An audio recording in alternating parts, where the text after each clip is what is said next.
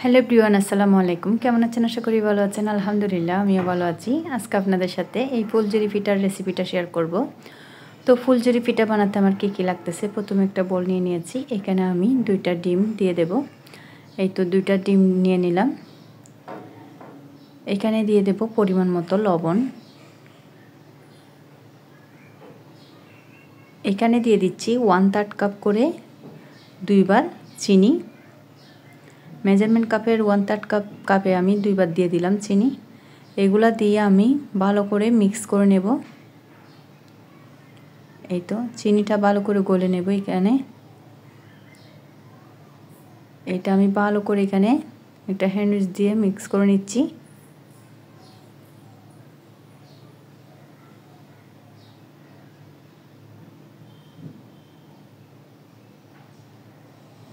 ভালো করে মিক্স করে নেওয়া হয়ে গিয়েছে, দেখতে পাচ্ছেন। এখন আমি এখানে দিয়ে দিচ্ছি মেজারমেন্ট কাপের 3 কাপ আটা। এখানে আমি এটা আটা দিয়ে করতেছি, আপনার চাইলে ময়দা দিয়েও করতে পারেন। এখানে আমি মেজারমেন্ট কাপের 3 কাপ আটা দিয়ে দিলাম। আর দিয়ে দিচ্ছি 2 চামচ কর্নফ্লাওয়ার। এগুলা দিয়ে আমি এখন একটা ব্যাটার রেডি করে নেব। এগুলো ভালো করে মিক্স করে নিচ্ছি। আর পানি দিয়ে দিয়ে এটা আমি একটা ব্যাটার রেডি করতেছি। পানিটা একবারে দেব না, অল্প অল্প করে দেব। এটা অল্প অল্প করে পানি দিয়ে এই ব্যাটারটা আমি রেডি করে নিচ্ছি। এটা করার আগে আমি চুলার আঁচ কমিয়ে ছাঁচটা তেলের মধ্যে গরম করতে দিয়েছি। এতে করে পিঠাগুলো যেন সুন্দরভাবে হয়ে যায় আর ছাঁচের থেকে পিঠাটা খুব সহজে এটা ছাড়ে, সেজন্য। তো আমি চুলার আঁচ একদম কমিয়ে আমি তেলের মধ্যে এটা করতে দিয়ে রেখেছি। আর এখানে আমি অল্প অল্প পানি দিয়ে আমি এটা করে নিচ্ছি। এই তো আমার করে নেওয়া হয়ে গিয়েছে। এখন আমি এটা রেখে দিয়েছি। এই তো দেখতে পাচ্ছেন আমার তেলের মধ্যে ছাঁচটা আঁচ কমিয়ে আমি অনেকক্ষণ ধরে এটা দিয়ে রেখেছি। এতে করে খুব সহজে পিঠাগুলো হয়ে যাবে। এই তো আমি এখন গরম তেল থেকে ছাঁচটা নিয়ে সাথে সাথে ব্যাটারগুলো একটু করে নেড়ে দিয়েছি, নেড়ে এখান থেকে দিচ্ছি। এই তো এটা একদম ফুলভাবে ডুবানো যাবে না, কিছু অংশ একটু করে কালি রেখে এটা করতে হবে। দিয়ে ওপর থেকে একটু করে, দেখতে পাচ্ছেন, হালকা করে একটু জেঁকে দিচ্ছি। এতে করে খুব সহজে পিঠাগুলো উঠে আসবে।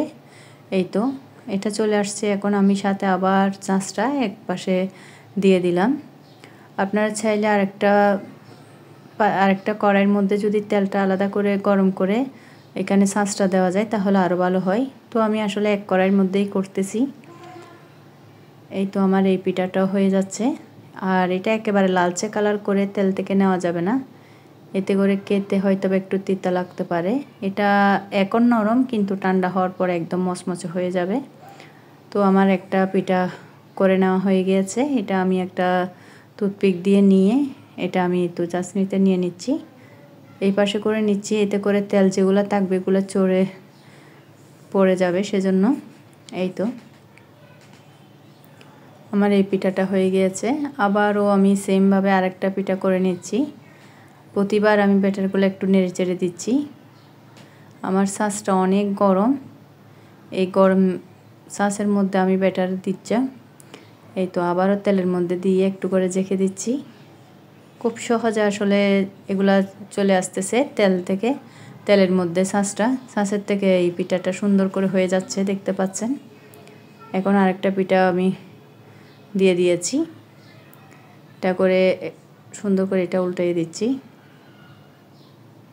এই তো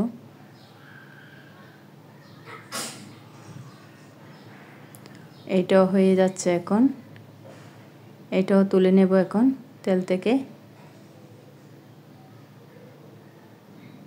আমার এই পিঠাটা হয়ে গিয়েছে। এই তো এখন আমি আবারও আরেকটা পিঠা বানাচ্ছি। আসলে যদি এই ছাঁচটা একদম তেলের মধ্যে গরম তেল সুন্দর করে হয়ে যায়, খুব সহজে পিঠাগুলো হয়ে যায়। এই তো ছাঁচের থেকে খুব সহজে এগুলো ছেড়ে দিচ্ছে, দেখতে পাচ্ছেন। প্রতিবারেই আমি দিয়ে ছাঁচটা এক পাশে রেখে দিচ্ছি। এখানে গরম তেলের মধ্যে থাকতে হবে, না হলে ব্যাটারের মধ্যে দিলে ছাঁচের মধ্যে এগুলো আসবে না, হবে না, সেজন্য প্রতিবার গরম রেখে এটা করতে হবে এই কাজটি। তো আমি এই কয়টা পিঠা এখন করে নিচ্ছি। এই তো দেখতে পাচ্ছেন, আবারও সুন্দর করে এটা তেল জড়িয়ে নিয়ে নিচ্ছি। এই কয়টা পিঠা এখন আমি বানিয়েছি, আর এক এক করে সব পিঠা আমি বানিয়ে নেব সেমভাবে। এই তো দেখতে পাচ্ছেন, মাশাআল্লাহ আমার অনেকগুলা পিঠা হয়েছে। অল্প ব্যাটার দিয়েও এই পিঠাগুলো অনেকগুলা হয়। সাইজটা যেহেতু ছোট, এতে করে আরও বেশি হয়েছে। আমার ভিডিও আছে এই পর্যন্ত। আল্লাহ হাফেজ, আসসালামু আলাইকুম।